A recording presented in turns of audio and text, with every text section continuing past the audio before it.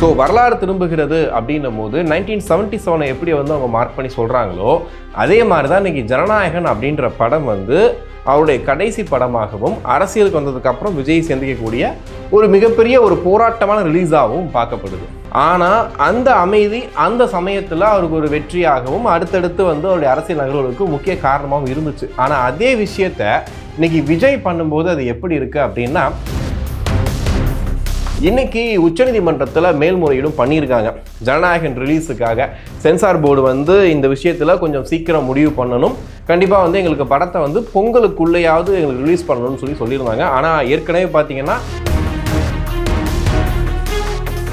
விஜய் அவர்கள் காலையிலேயே கிளம்பி போயிருந்தார். நேராக வந்துட்டு சிபிஐ அலுவலகத்துக்கு போகிற மாதிரி பிளான் பண்ணி இங்கேருந்து தனி விமானத்தில் தான் போயிருந்தார்.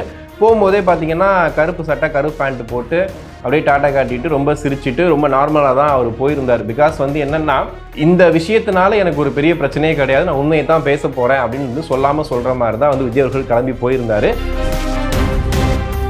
இங்கே பார்த்தீங்கன்னா விஜய் கைதாயிடுவார், விகார் சிறையில் விஜய் அடைக்க போகிறாங்க, விஜய் வந்து வெளியே வர முடியாது, ஒரு வார காலம் வந்து விஜய் வந்து இதுக்குள்ளே தான் இருக்க போகிறாரு, ஜெயிலில் தான் இருக்க போகிறாரு, டெல்லியில் தான் இருக்க போகிறாரு அப்படிங்கிற மாதிரி ஏகப்பட்ட விஷயங்கள் வந்து தொடர்ந்து பேசிக்கிட்டே இருக்காங்க.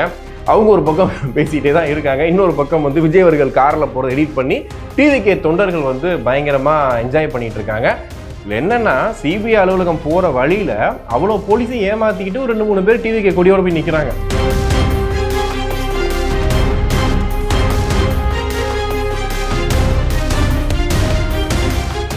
மே 11 அன்னைக்கு உலகம் சுற்றும் வாலிபன் அப்படின்ற படம் வந்து எம்ஜிஆர் அவர்களுக்கு ரிலீஸ் ஆகுது.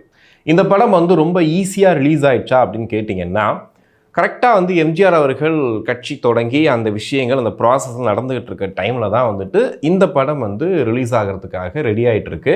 ஆனால் இந்த படத்தை ரிலீஸ் பண்ணி விடாமல் பல்வேறு பிரச்சனைகள் கொடுக்குறாங்க. அதாவது இங்கே போஸ்டர் கூட அடிக்க முடியாமல் வெளி மாநிலத்திலேருந்து போஸ்டர் அடிச்சுட்டு வந்து இங்கே ஒட்டுற அளவுக்கு ஆயிடுச்சு அப்படின்ற அளவுக்கு இந்த பிரச்சனை வந்து ரொம்ப பெரிய பிரச்சனையாக போய் கடைசியில் மே 11, 1973 அன்னைக்கு வந்து இந்த படம் வந்து ரிலீஸ் ஆகுது. ஸோ இந்த படம் ரிலீஸ் ஆனதுக்கு அப்புறமா பார்த்தீங்கன்னா, இது வந்து எம்ஜிஆர் அவர்கள் இயக்கி நடித்த படம், அதுவும் இல்லாமல் அரசியல் வாழ்க்கைக்கு வந்ததுக்கு அப்புறமா அவர் அதிகாரத்துக்கு வர்றதுக்கு முன்னாடி ஒரு பெரிய போராட்டத்தில் தான் இந்த படத்தை ரிலீஸ் பண்ணாங்க. இப்போ ஏன் இந்த படத்தை பற்றி நம்ம பேசுகிறோம் அப்படின்னா, கிட்டத்தட்ட இப்போ டிவிக்கேல வரலாறு திரும்புகிறது வாகை சூட போகிறோம் சொல்கிறாங்க இல்லையா?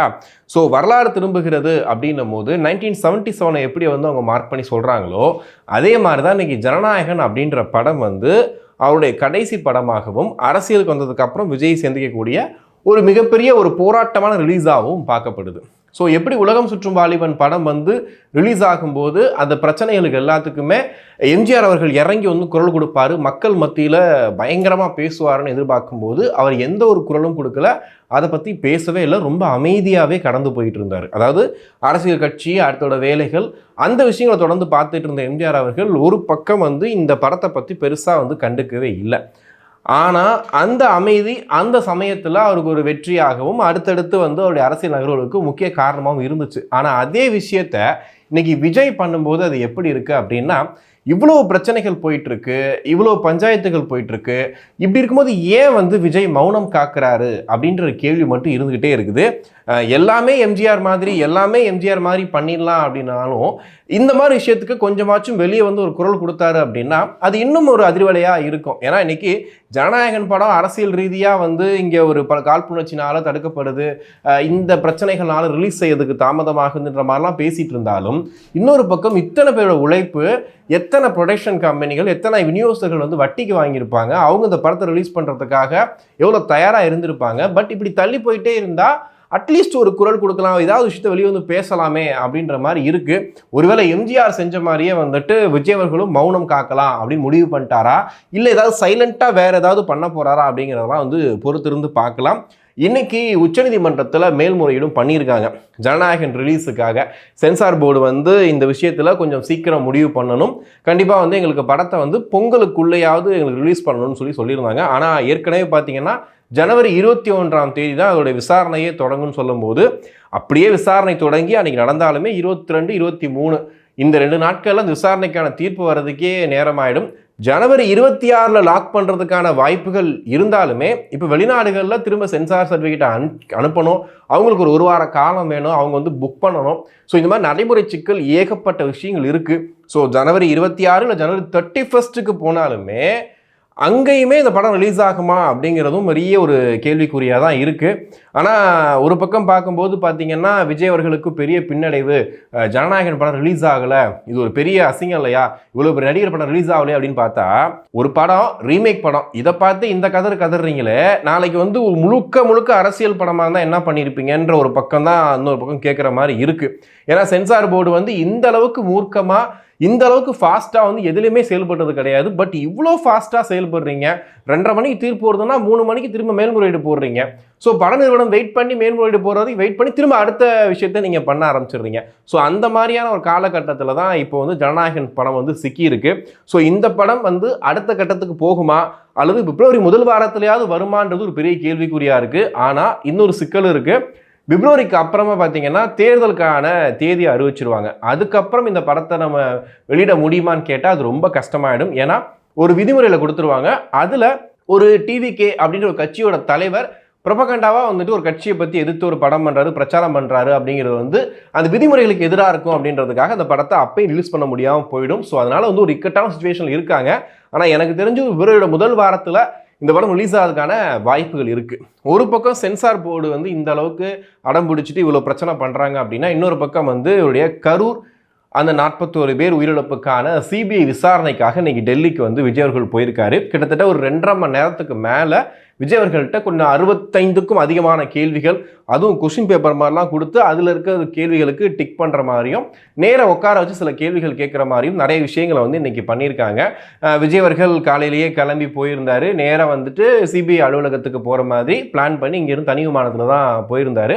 போகும்போதே பார்த்தீங்கன்னா கருப்பு சட்டை கருப்பு பேண்ட் போட்டு அப்படியே டாட்டா காட்டிட்டு ரொம்ப சிரிச்சிட்டு ரொம்ப நார்மலாக தான் அவர் போயிருந்தார். பிகாஸ் வந்து என்னென்னா, இந்த விஷயத்தினால எனக்கு ஒரு பெரிய பிரச்சனையே கிடையாது, நான் உண்மையை தான் பேச போகிறேன் அப்படின்னு வந்து சொல்லாமல் சொல்கிற மாதிரி தான் வந்து விஜய் அவர்கள் கிளம்பி போயிருந்தார். பட் உள்ளே என்ன நடந்துச்சு எக்ஸாக்டாக அப்படிங்கிற விஷயம் வந்து இப்போ வரைக்கும் தெரில. ஆனால் நியூஸ் சேனல்ஸில் ஒவ்வொன்று சொல்கிறாங்க, சாப்பாடுக்கு வெளியே போகலான்னு சொல்லி அவங்க சொன்னாங்க, ஆனால் விஜய் அவர்கள் இங்கேயே சாப்பிட்டுக்கிறேன்னு சொல்லிட்டேன், நான் விசாரணைக்கு முழு ஒத்துழைப்பு தரேன்ற மாதிரிலாம் சொன்னதாக சொல்கிறாங்க. பட் எது உண்மை எது பொய்ன்னு தெரில. ஆனால் இதில் என்ன ஒரு விஷயம் பார்த்தீங்கன்னா, டிவிக்கு சேர்ந்த அந்த சம்பவத்தில் ஈடுபட்ட ஒரு 4 பேரையும் சேர்த்து விசாரிக்கிறாங்க. இந்த 4 பேர் சொல்லக்கூடிய பதிலும் விஜய் சொல்லக்கூடிய பதிலும் ஒரே மாதிரி இருக்கா அப்படிங்கிறது கிராஸ் செக்ஷன் பண்ணுவாங்க. அந்த இடத்துல ஏதாவது ஒரு விஷயம் வந்து மாறிச்சு அப்படின்னாலும் அது விஜய்க்கு நெருக்கடியை கொடுக்கும் அப்படிங்கிறதுனால ரொம்ப முக்கியமான ஒரு நாளாக வந்து ஜனவரி 12 விஜய்க்கு மாறி இருக்கு.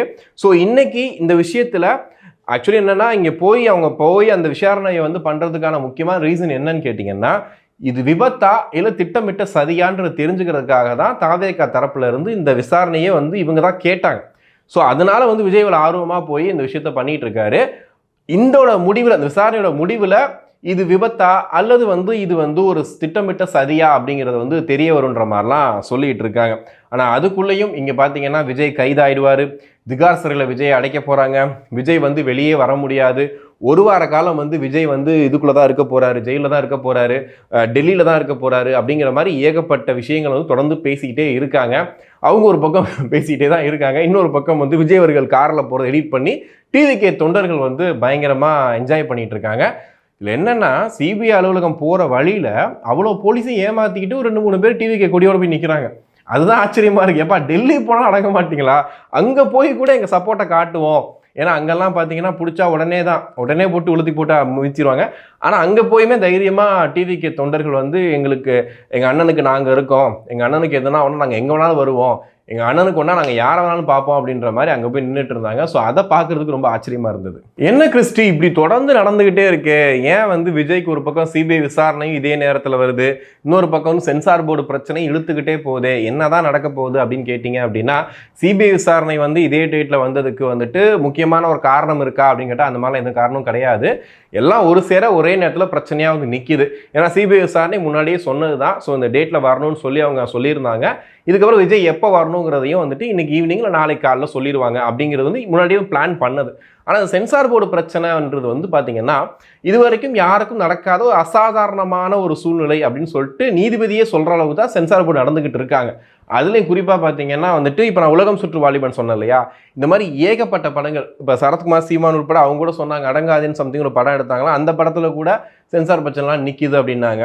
இப்போ நம்ம தமிழ் படங்களில் பார்த்தீங்கன்னா ஏகப்பட்ட படங்கள் இந்த மாதிரி சென்சாரில் லாக் ஆகி நிற்கிது. காரணம் என்ன அப்படின்னா இதை மியூட் பண்ணணும், இங்கே கட் பண்ணணும், தூக்கணும் அப்படிங்கிறத தாண்டி இந்த படத்தில் ஒரு முக்கியமான காட்சியாக இருக்கும், அது வந்து படத்தோட மைய கருத்தாக இருக்கும். அதை தூக்கணும் அப்படின்னும் போது என்ன பண்ண முடியும், அதை எப்படி இங்கே தூக்க முடியும்னு பட தயாரிப்பு நிறுவனம் வந்து ஒரு கேள்வியை கேட்பாங்க. அந்த பக்கம் இருக்கும் என்ன சொல்லுவாங்கன்னா, நீங்கள் தூக்கினா படத்தை ரிலீஸ் பண்ணு, இல்லைனா படத்தை நான் கொடுக்க மாட்டேன் அப்படின்ற மாதிரிலாம் ஒரு பிரச்சனை போயிட்டு இருக்கும். ஸோ இதனால வந்து பல படங்கள் வந்து இன்னைக்கு டிலே ஆகி நிற்கிது.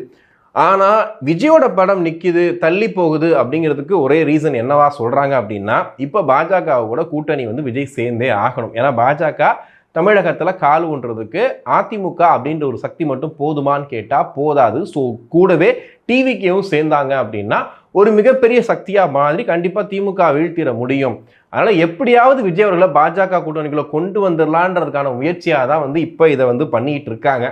ஆனால் இதை வந்து விஜய் எப்படி எடுத்துப்பாரு அப்படிங்கிறதா வந்துட்டு ஒரு பெரிய கேள்வியாக இருக்குது. ஒருவேளை விஜய் அவர்கள் இதெல்லாம் உதறி தள்ளிட்டு படத்தை நான் ஓடிடியில் விட்டுறேன், நெட்ஃப்ளிக்ஸில் விட்டுறேன், அமேசானில் விட்டுறேன் அப்படின்ற மாதிரி சொன்னாலும் இந்த படம் வந்து போய் சேர வேண்டிய இடத்துல போய் சேர்ந்துடும். ஆனால் இருந்தாலும் அந்த தியேட்டர் ரிலீஸில் வந்து விட்டாதான் விஜயில் உண்மையாலே வெற்றி அடைஞ்ச மாதிரி இருக்கும். ஆனால் ரசிகர்கள் ஒரே விஷயத்தை மட்டும் தொடர்ந்து சொல்லிகிட்டே இருக்காங்க. என்னென்னா கேவிஎன் ப்ரொடக்ஷன்ஸோட அந்த தயாரிப்பாளர் வந்து ஒரு வீடியோ போடுறாரு, அதாவது மன்னிப்பு கேட்டு ஒரு வீடியோ போடுற ரசிகர்கள்கிட்ட.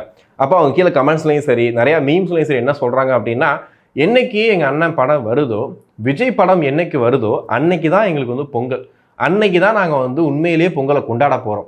நீங்கள் அந்த கலெக்ஷனை பற்றிலாம் கவலைப்படாதீங்க, என்னைக்கு படம் வந்தாலும் அன்னைக்கு இந்த படம் பிளாக் பஸ்டர் தான் அப்படின்றது தொடர்ந்து சொல்லிகிட்டே வர்றாங்க.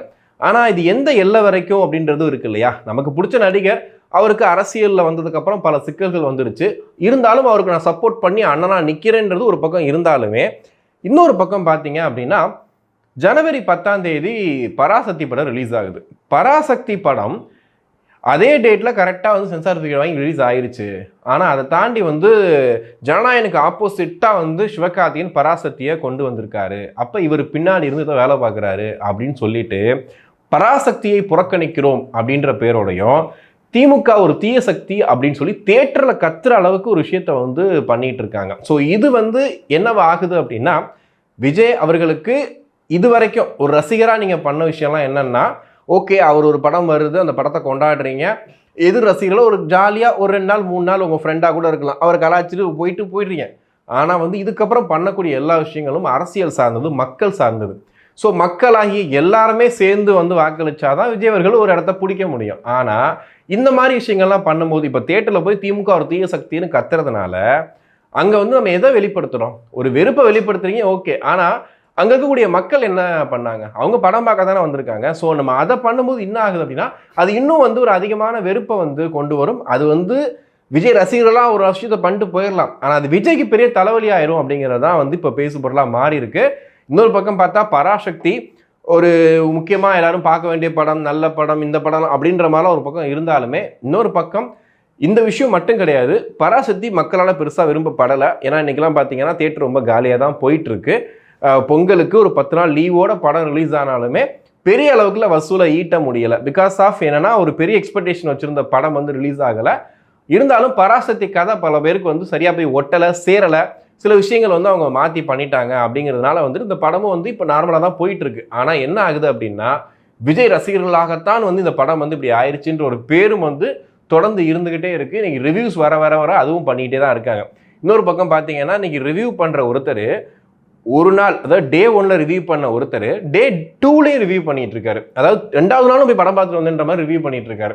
அதாவது எல்லா படங்களுக்கும் நடக்கும். அதாவது திட்டமிட்டு சில பேரை வந்து கூப்பிட்டு வந்து நிப்பாட்டி வச்சுக்கிட்டு படம் சூப்பர் வேற லெவல்னு சொல்லிட்டு இருப்பாங்க. ஸோ அந்த விஷயத்த பராசக்திக்கும் பண்ணுறாங்களோ அப்படிங்கிற மாதிரி தான் இருக்குது. அது மட்டும் இல்லாமல் ஏகப்பட்ட விமர்சகர்கள், குறிப்பாக வந்து திமுகவுக்கு சப்போர்ட் பண்ணக்கூடிய நிறைய பேர் வந்து இந்த படத்தை தூக்கி பிடிச்சி பேசிகிட்டு இருக்காங்க.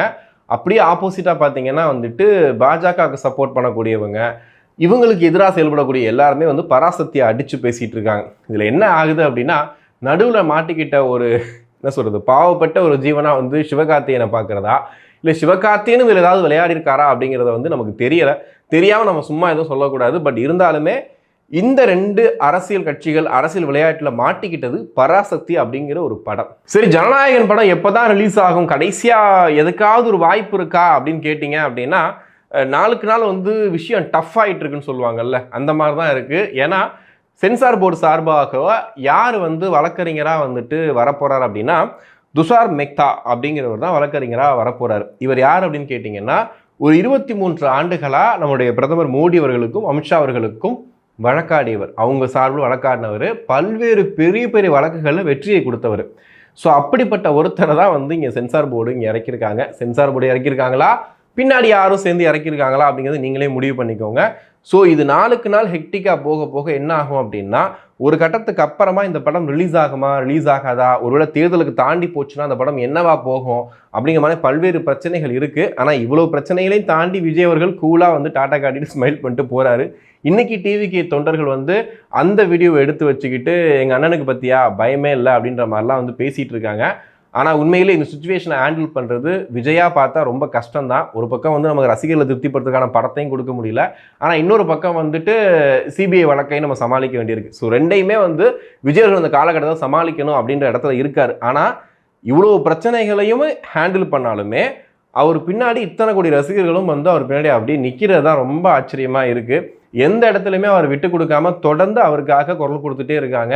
யாராவது ஒருத்தர் அவர் பற்றி தப்பாக பேசிட்டாங்க அப்படின்னா முதல்ல அந்த கமெண்ட் செக்ஷனில் உட்காந்து கமெண்ட் பண்ணுற விஷயம் இருக்குது இல்லையா, அங்கே ஆரம்பித்து அது எந்த அளவுக்கு கொண்டு போகணுமோ அதை கொண்டு போய் இங்கே போய் நிப்பாட்டிடுறாங்க. அவர் என்ன பண்ணார், அவருடைய பேக்ரவுண்ட் என்னன்னு எல்லாத்தையும் எடுத்து கொண்டு வந்து காட்டுறதெல்லாம் இருக்கு இல்லையா. இதில் எல்லாத்துலேயுமே அவர் ரொம்ப பேஸாக வந்து நல்லா போய் உட்காந்துட்டாரு. அது மட்டும் இல்லாமல் இன்னைக்கு ஜனநாயகனை பற்றி நம்ம தமிழ்நாட்டில் பேசியிருப்போம், இந்தியாவில் பேசியிருப்போம். இந்த பிரச்சனை மூலியமா விஜய்னா யாரு, அதாவது டெல்லி வரைக்கும் போனதுக்கு அப்புறம் பார்த்தீங்கன்னா இன்னைக்கு நேஷனல் மீடியாவில் உட்காந்து பேசுகிற அளவுக்கு மாறி இருக்கு. அது மட்டும் இல்லாமல் ஜனநாயகன் எப்போ ரிலீஸ் ஆனாலும் இதே எதிர்பார்ப்பு இதே உற்சாகம் கண்டிப்பாக இருக்குன்னு அவங்க உறுதியாக சொல்கிறாங்க இல்லையா.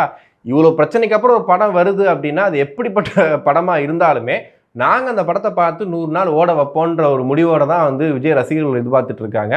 இதே விஷயம் மக்கள் மனசுலேயும் ஓடிடுச்சு அப்படின்னா விஜய் யாராலையும் தடுக்க முடியாது.